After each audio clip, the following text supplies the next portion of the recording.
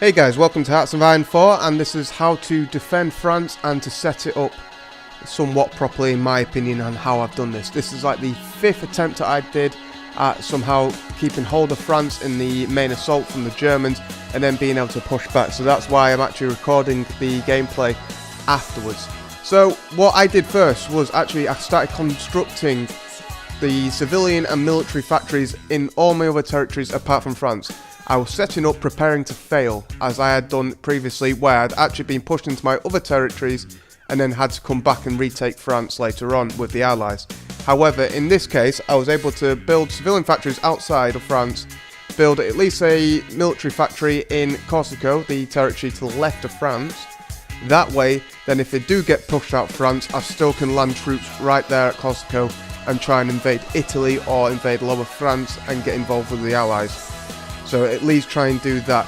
You want to build up your civilian factories because these are what help you build faster, and you can actually put more factories onto building another factory or military factory or infrastructure or fort, as you can see on the left hand side of the screen right now. So 15 out of 15 factories are working on that. You can build quicker and faster by building more civilian factories. It also helps with your trade, because you will actually use trade goods to get the trade materials that you need for military production later on. So you need oil. The only way you can do that is by trading civilian factory goods towards that, and therefore that civilian factory will be used up for trade. So you need to build enough civilian factories for this. So what I did is I focused research on the infrastructure and building side first off, as well as bouncing with unit support equipment first as well. So I was bouncing maybe support equipment, infrastructure, so now I could get my constructions over done quickly and more efficiently, and then also focus a little bit on the key elements of your divisions where you will edit later on. When it comes to your focus tree for your country, what I did for France is I concentrate on the metropolitan of France first, to get to the extra research slot so I could research more quicker, so I could actually get down to the medium tank as quickly as possible, because that is what I was going to change my tank divisions into, and allowing to get other research done at the same time.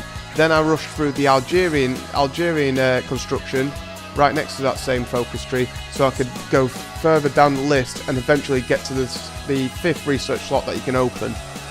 Afterwards, that's when I started moving on to government reform and try to reform my government so that actually it's not divided. So then it allows me to have more options later on with the focus tree, and I can start gaining more government points so that I could actually change the trade element of France, and I could increase the conscription rate. But the only way I can do that is by getting more points, getting the government no longer to be divided, and at least to have the war popularity in France to be at least 20%, or the war to actually have already started on me. After queuing a lot of civilian and military factories, what I need to do then is I needed to focus my defensive line, fortification, and extend the Maginot line, as you can see there. So I can create that Maginot line that goes around Belgium and Luxembourg, before then creating another fortification line down in the Alpine region between France and Italy, because they will push hard through there, unfortunately. So you need to create that line as well before you really focus on trying to get involved. Don't try and get involved in the war as early as possible.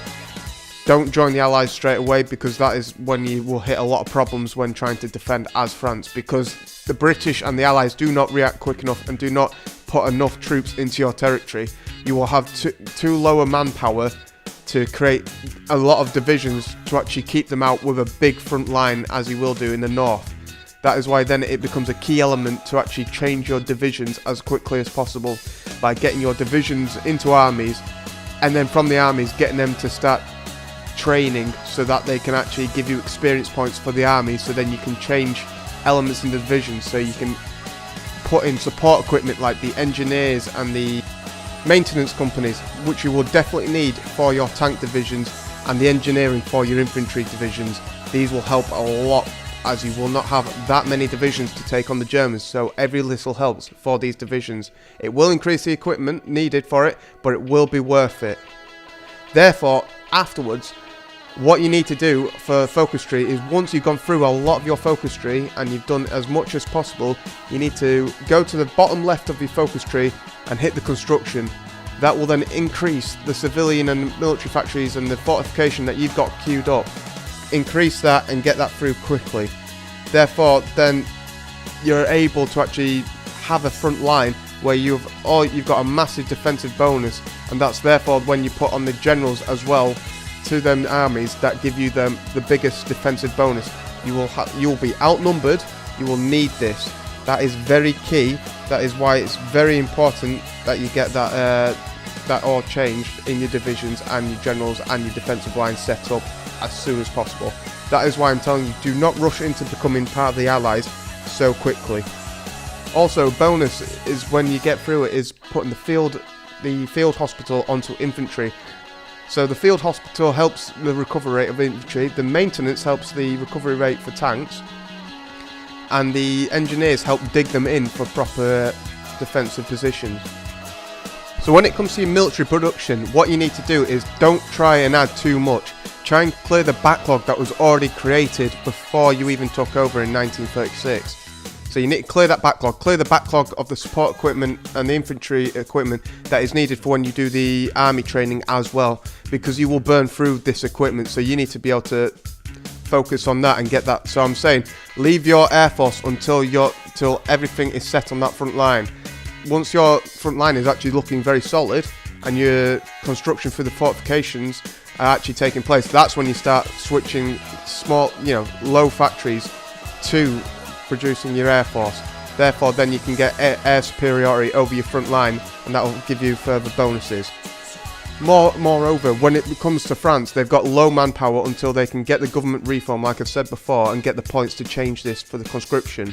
So therefore, at the start of the game, what I've done is I've usually taken the 4 divisions of cavalry in France and just delete them. That way you can get the equipment back straight away, but also you can actually get the manpower back for that. I've left them in Northern Africa because I've used them as support troops for the troops that I'm using in Africa. So what I did also is in Africa, I took majority of the divisions in Africa and put them onto the front line to the east, so that they would actually roll through the rest of North Africa towards Egypt and take away Italy's territory there. I also then moved maybe a couple of divisions from France, or ones that I've recruited later on, to put them in Corsico, maybe 3 to 4 divisions there, to go straight through that island, so then I can use that as a naval and air base. So then one that I can use later on if I do get pushed back out of France, one to invade Italy with, or North Africa if that gets taken over. But that is a different story. So that's why I'm saying, do not join the Allies straight away. You need to be able to make your front line first. Once you've got the front line sorted and you've got your divisions well trained and equipped with the latest stuff in your research, and changing your tank division from light to at least medium or maybe heavy, but I'd probably stick at medium because that's what I did and it worked, you then create a really good front line. So I had at least 3 different armies on that front line in the north and 1 below. So then I can control that front line a lot better and get one army to push in one way, one army to push in the other way later on. So that's why I'm saying, don't join the Allies straight away if you can. Join the Allies later on when the war started. Potentially even delay it as far as I did. I think I delayed it to at least 1941 or 1942 when the Germans had started attacking Russia, and that the Italians started attacking Greece, and the Allies were causing problems here, there and everywhere. At that point, when their front line decreased in numbers so much to they had about 40-50 divisions against maybe 40 divisions of mine in the north, and from something like 60 divisions they had at one point on the south border with the Italians, it decreased to about 30. It was that point where I then created offensive lines and I joined the Allies and broke through that line, because therefore they are now fighting wars on several different fronts. Their resources are scattered, And at that point, the Allies had actually, for me, started landing their troops in Italy. So that really helped me take superiority there. I then used my navy, but I also already deployed my navy all into the Mediterranean to take charge of there, so that they couldn't actually come around that front line, so that they couldn't do any naval invasions, they couldn't do anything in the Mediterranean. I also guarded the English Channel so that actual British troops and allies could come from Britain straight over without being attacked. That is key. So taking control of the Mediterranean for me was very key. So therefore the Allies were safely able to land in Italy, and that's when I pushed round the north of Italy, and we actually got Italy to capitulate so quickly.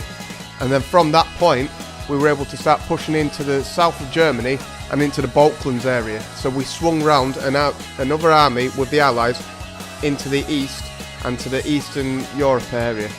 So then at that point the Germans were then having to direct a lot of forces down to the south with the breakthrough that we're doing, and all my three armies were able to start sweeping the north of Germany and take back Belgium and Luxembourg, and then they started giving me divisions to help with that. So at that point, that is when it's very helpful. So don't be too eager to join the Allies. If all goes well and Germany capitulates, you may get a lot of the territories due to battle points. So I took that whole territory. Then be prepared to still fight Japan, but don't send all your armies, what I'm saying, unfortunately, which is what I did. Also, as soon as the war with Japan is over, watch out for the Soviets, because straight after this video, the Soviets declared war on me. I didn't have any armies in the north, I got rammed. Therefore, take care. Also, do not trust Spain. Either way, thank you very much for watching. If you liked anything, please leave a comment and leave a like. If you found anything that worked for you, please leave a comment and let me know. I'd love to hear all the stuff that you guys have done and how you've been able to defend France and push them back. And if you've got any further questions, give me a holler. Thank you very much. Please also leave a subscription. It would be very helpful for the channel. I'm still growing the channel, and hopefully I'll do more videos with this. Thank you very much.